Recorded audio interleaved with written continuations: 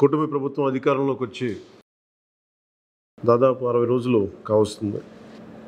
నేను పంచాయతీరాజ్ శాఖ, అటవీ శాఖ బాధ్యతలు స్వీకరించిన తర్వాత పంచాయతీ శాఖకు సంబంధించి చాలా రివ్యూలు చేశాం. రూరల్ వాటర్ సప్లై, రోడ్లకు సంబంధించి చాలా రిపోర్ట్స్లో తెలియజేస్తూనే వచ్చాను. ఏ స్థాయిలో నిధులు సరిగ్గా పంపిణీ జరగలేదు, వచ్చినా దాని దుర్వినియోగం జరిగినాయి.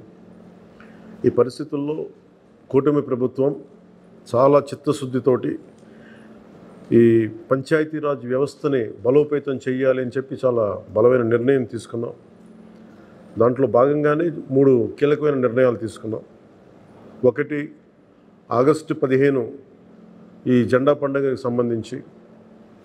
2, మనకి జాతీయ ఉపాధి హామీ పథకానికి సంబంధించి ఒకటే రోజున 13,326 పంచాయతీల్లో గ్రామసభ తీర్మానాలు జరగాలి. ఆ దిశగా అడుగులు వేస్తూ ఉన్నాం. ఈ గ్రామసభ తీర్మానం అంటే ఏంటంటే, జాతీయ ఉపాధి హామీ పథకం ద్వారా వచ్చే కేటాయించిన పనులకు కానీ నిధులకు కానీ ఆ ప్రజాప్రతినిధులు, ఆ ఎమ్మెల్యేలు కానీ, గ్రామ సర్పంచులు కానీ, పంచాయతీ సర్పంచులు కానీ, ఆ పంచాయతీలో ఉన్న ప్రజలు కూడా అందరూ ఏకగ్రీవంగా అంటే ఏ పనులు జరగాలి, జాతీయ ఉపాధి హామీ పథకానికి సంబంధించిన ఆ పనులకి మన గ్రామాల్లో ఏ పనులు జరగాలి, ఏ పనులకి ఆ నిధులు కేటాయించాలి, ఈ దృష్టిలో గ్రామసభ తీర్మానం జరుగుతుంది. విడివిడిగా కాకుండా ఒకటే రోజున 13,326 పంచాయతీల్లో ఒకటే రోజున గ్రామసభ తీర్మానాలు జరగాలని కీలకంగా ఆదేశించడం అయినది. ఆ విధంగా ముందు ఒకటి చేస్తూ ఉన్నాం. రెండవది, జల్ జీవన్ మిషన్. అంటే ప్రతి ఇంటికి కుళాయి అనేది ప్రధానమంత్రి గారి ఆకాంక్ష, ఆశయం. ఏ ప్రభుత్వం కనీస మానవ హక్కు ఇది. అలాంటి జల్ జీవన్ మిషన్కి సంబంధించి గత 5 సంవత్సరాలుగా ఎక్కడ కూడా సంతృప్తికరంగా గత ప్రభుత్వం చేయలేదు. రాష్ట్రంలో గ్రామీణ తాగునీటి సరఫరా ఇది అసలు ఏ స్థాయిలో ఉంది?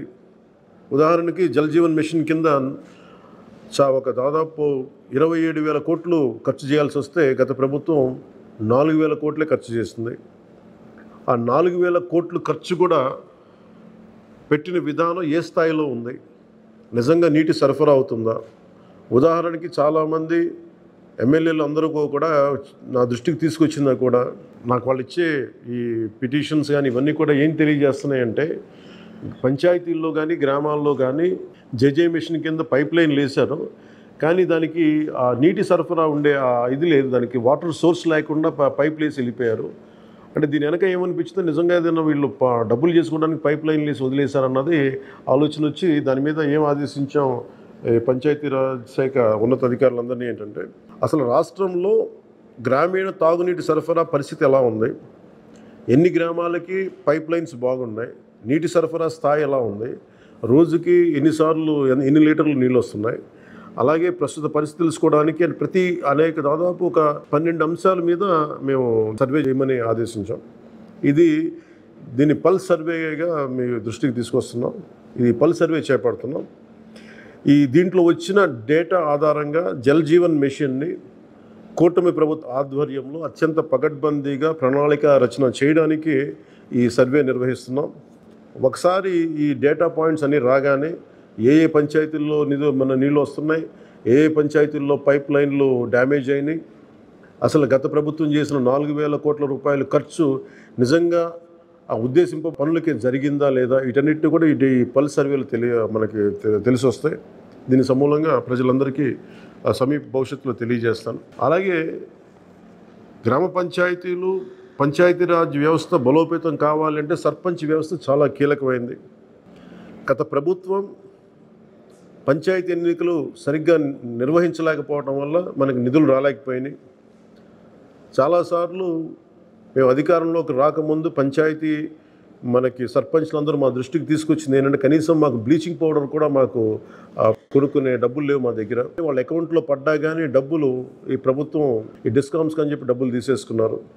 సో పంచాయతీల నిర్వహణకి ఎన్నికలు జరిగినాయి, కానీ పంచాయతీల నిర్వహణకి సంబంధించి ఏ విధంగా వారికి సరైన ఆర్థిక పరిపుష్టి జరగలేదు.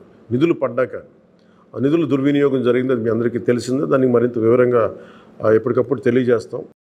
సో ముఖ్యంగా పంచాయతీరాజ్ వ్యవస్థని, సర్పంచ్ వ్యవస్థని బలోపేతం చేయాలన్నదే మా కూటమి ప్రభుత్వం తాలూకు ఆశయం, ఆకాంక్ష. దాంట్లో భాగంగా ఇప్పటిదాకా గత 30 సంవత్సరాలుగా, గత 1990 నుంచి ఇప్పటిదాకా ఎప్పుడు మన 15 ఆగస్టు పండగ జరపడానికి ఇప్పటిదాకా నిధులు ఎప్పుడు సమకూర్చలేదు. చాలా నామకే వాస్తే నామమాత్రంగా ప్రతి పంచాయతీకి, చిన్న పెద్ద పంచాయతీలకి 100 రూపాయలు, చిన్న పంచాయతీలకి, పెద్ద పంచాయతీలు 250 రూపాయలు చొప్పున ఇచ్చేవారు. ఒకవైపేమో గాంధీ గారి కలల కన్నా పల్లెలే పట్టుకొమ్మలు అంటూ ఉంటాం, గ్రామీణ స్వరాజ్యం అని మాట్లాడతాం. కానీ ఎన్నికల్లో నిలబడ్డ పంచాయతీ సర్పంచ్కి మటుకు జెండా పండుగ నిర్వహించాలంటే వాళ్ళకి ఇచ్చే డబ్బులు 100 రూపాయలు, 250 రూపాయలు.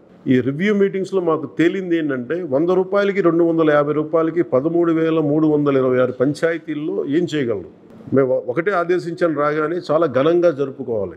గాంధీ గారి ఈ గ్రామ స్వరాజ్యాన్ని నిజంగా మనం ముందుకు తీసుకెళ్లాలంటే ఆ స్టేట్మెంట్ చాలా బలంగా ఇవ్వాలి. 1994లో ఇచ్చిన జీవో 100 రూపాయలు, 250 రూపాయలు, ఒకటి స్వాతంత్ర దినోత్సవానికి, 2 గణతంత్ర దినోత్సవానికి, వాటిని పెంపొందించేలాగా, వాటిని పెంచేలాగా ఒక కీలకమైన నిర్ణయం తీసుకుంది ఈ కూటమి ప్రభుత్వం. ప్రతి ఒక్క పంచాయతీలో సర్పంచులు తలెత్తుకొని సగౌరవంగా జెండా వందనం చేసేలాగా రాష్ట్రంలోని ఎన్డీఏ ప్రభుత్వం నిర్ణయం తీసుకుంది.